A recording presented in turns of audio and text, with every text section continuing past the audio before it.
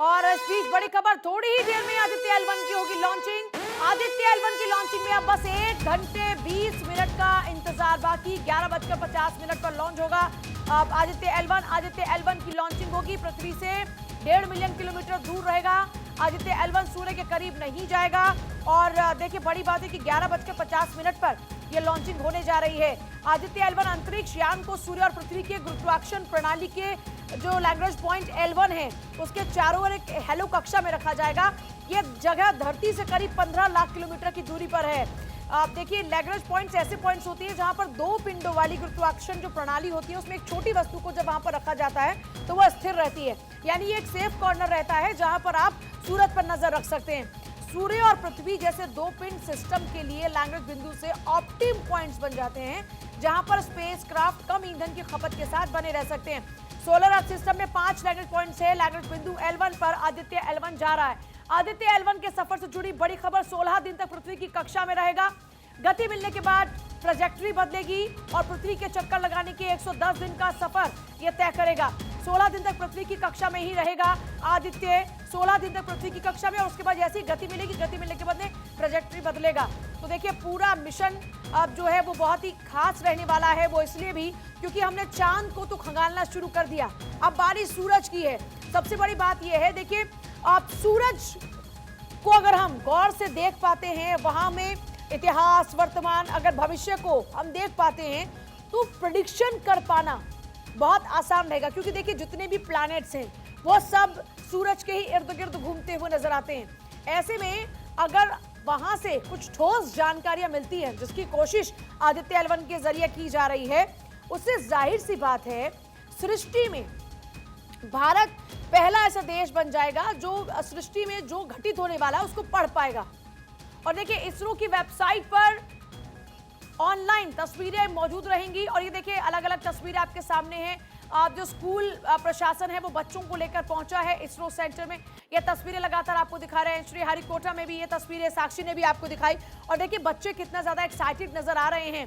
तो आप देख सकते हैं कि एक तरफ जहां कॉलेज के स्टूडेंट्स पहुंच रहे हैं तो दूसरी तरफ ये और भी छात्र हैं जो नजर आ रहे हैं, स्कूल स्टूडेंट्स हैं जो नजर आ रहे हैं। सबसे बड़ी बात यह है कि देखिए, जिस तरह से अब ये स्पेस क्रांति का दौर शुरू हुआ है, उसके बाद बच्चों में खासा उत्साह। देखिए, 1963 से पहला रॉकेट लॉन्च हुआ, तब से सफर का आगाज हुआ। 21 नवंबर 1963 वो ऐतिहासिक तारीख। उसके बाद पहला उपग्रह आर्यभट्ट हमने लॉन्च किया 19 अप्रैल 1975 को। 18 जुलाई की बात करें SLV-2, जिसका सफर परीक्षण हमने किया 1980 में। फिर 1983 30 अगस्त इनसेट 1B यानी 1B प्रक्षेपण हमने किया।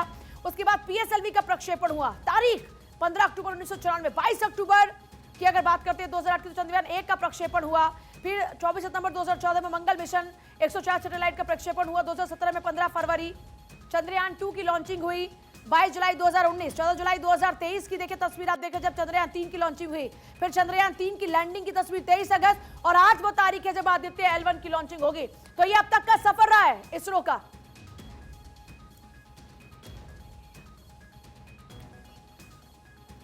देखिए, हमारे साथ में मेहमान भी रहने वाले।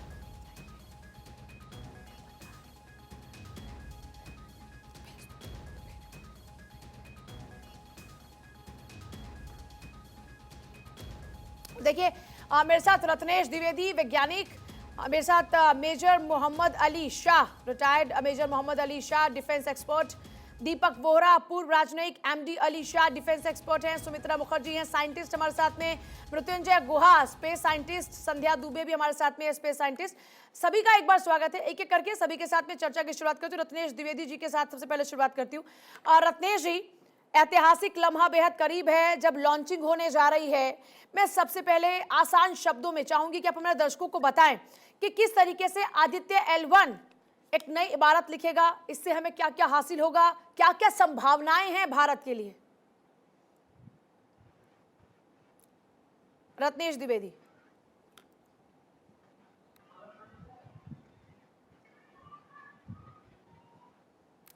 सुमित्रा जी, आपसे भी मेरा ये एक सवाल है, जनता ये जानना चाहती है कि आसान शब्दों में पता चले। देखिए, सबसे इम्पोर्टेंट है कि चांद तो हम लोगों ने अपना काम कर लिया चांद में। अब हमारे जो आशाएं हैं वो सूरज की ओर अच्छे से स्टडी करने के लिए है। तो सबसे इम्पोर्टेंट है कि सूरज से हमें पूरा एनर्जी मिलता है, और इस एनर्जी के बारे में हमारा पृथ्वी में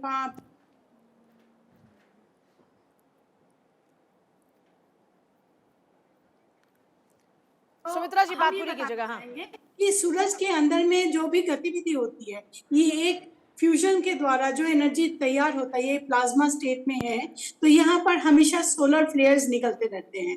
अब ये सोलर फ्लेयर्स क्या क्या हमें स्टडी करना चाहिए, इसके लिए ये विशेष करके आदित्य L1 है।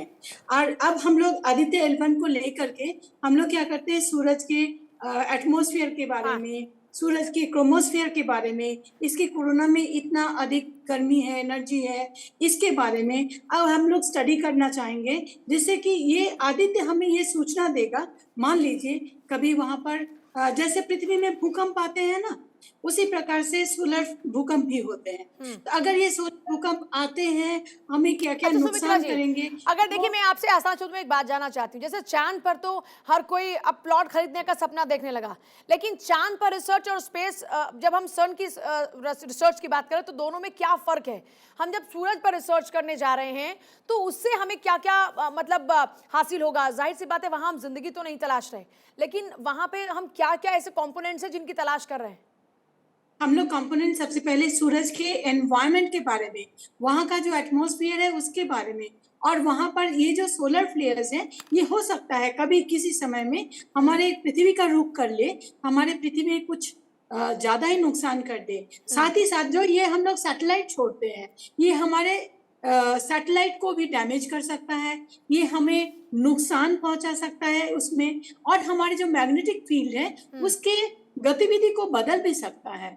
इसलिए हमें बहुत जरूरी है हम लोग इस जानकारी को ले, और आदित्य L1 अगर मान लेते हैं हमें पहले से ये आगाह कर देता है, हमें पहले से ये सूचना देता है, तो शायद हम लोग इससे बचने के कोई रास्ते निकल पाए। अब जाहिर सी बात है जब हम कदम बढ़ा रहे हैं आगे तो मंजिल मिलेगी, मंजिल नहीं मिलेगी तो तजुर्बा मिलेगा। और मृत्युंजय गुहा भी हमारे साथ में है। मृत्युंजय जी, इससे पहले चीन की बात करें तो चीन की तरफ से यह प्रयास किया गया, लेकिन भारत उससे एक कदम आगे बढ़ा रहा है। ये जो चीन का अपना स्पेसक्राफ्ट था और जो भारत का स्पेसक्राफ्ट है, इन दोनों में अगर फर्क की बात करते हैं तो उसको आप किस तरीके से एक्सप्लेन करेंगे? आवाज पहुंच रही है क्या उन तक टीम? चलिए संध्या दुबे का एक बार रुक कर लेती हूं। संध्या जी, लगातार हम देख रहे हैं कि हर किसी का एक्साइटमेंट लेवल बढ़ रहा है, लेकिन बारीकी से चीजें नहीं समझ में आ रही है अभी भी लोगों को। हमारे सभी देशवासियों को बहुत बहुत बधाई कि 1963 से हमने अपना सफर शुरू किया था। आज L1 जो है, हम 2023 में चांद पे अपने झंडे गाड़ने के बाद आज सूर्य की ओर हमने अपना रुख किया। तो स्वाभाविक सी बात है, हमारे लिए बहुत ही गर्व का विषय है। और हमारा जो ये कवर है, जाके हमें जो जानकारी मिलेगी L1 पे पहुंचने के बाद, बाहरी लेयर कोरोना पे तो हम करेंगे ही करेंगे। इसके अलावा पहले तो 4 महीने का समय लगता है, 15 करोड़ किलोमीटर की दूरी का तय करके वो वहाँ 4 महीने में पहुंचेगा। वहाँ हवा की गतिशीलता, वहाँ का घनत्व, वहाँ क्या परिस्थितियां हैं, इनकी जानकारी हमें मिलेगी, तो इसको बारीकी से समझ पाएंगे। और हम सभी जानते हैं कि हमारे सारे ग्रह जो है सूर्य और के सबसे बड़ी बात यह है कि युवाओं में, छात्रों में इसको लेकर बहुत ज्यादा क्रेज है, क्योंकि चांद की कहानी किस्से तो हमने बहुत सुने हैं, लेकिन सूरज को लेकर जो कहानी किस्से अब तक बाकी है, मुझे लगता है कि उसके बाद ये वो कहानी किस्सों का दौर भी शुरू होगा सूरज को लेकर। मैं आपके पास वापस लौटती, इनफैक्ट आप सभी के पास वापस लौटती। मेरी सहयोगी प्रिया इस वक्त जुड़ रही हैं, मुंबई से इस वक्त हमारे साथ में है प्रिया, अगर बात करें वहां जहां आप इस वक्त मौजूद है तारामंडल में, वहां किस तरह की तैयारियां हैं बाकायदा इस हमारे मिशन की लॉन्चिंग को लेकर?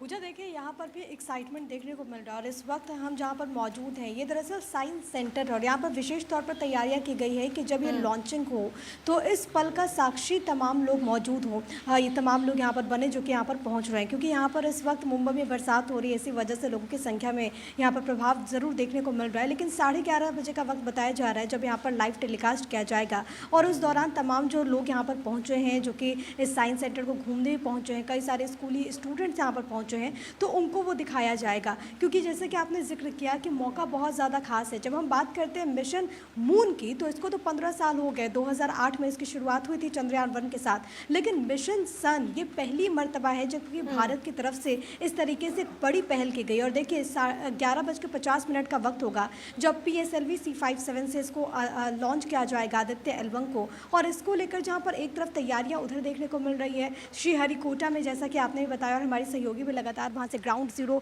से रिपोर्ट भेज रही है कि किस तरीके से वहाँ पर तमाम तैयारियाँ हैं। तो वही अगर मैं मुंबई की बात करूँ तो यहाँ पर भी जो ये नेहरू साइंस सेंटर है यहाँ पर भी विशेष तौर पर तैयारियाँ की गई है ताकि जो भी लोग यहाँ पर पहुँचे वो लॉन्चिंग को देख पाए, क्योंकि पहला मौका है। अगर हम बात करते हैं तो सूर्य, क्योंकि हम और आप हमेशा हमने सूर्य को आराध्य के रूप में देखा है, हम ये भी कहते हैं कि अगर पृथ्वी पर मानव जीवन है तो उसमें सूर्य का बहुत बड़ा योगदान है, और अगर सूर्य में कुछ परिवर्तन होता है, अगर वहाँ पर कुछ चीज़ें बदलती हैं तो उसका असर जाहिर है कि पृथ्वी पर होता है। ये हमारा जो आदित्य L1 है वो वहाँ पर मैं आप सभी के पास वापस लौट रही हूं एक बड़ी खबर का सीधे रुख करते हुए। सबसे पहले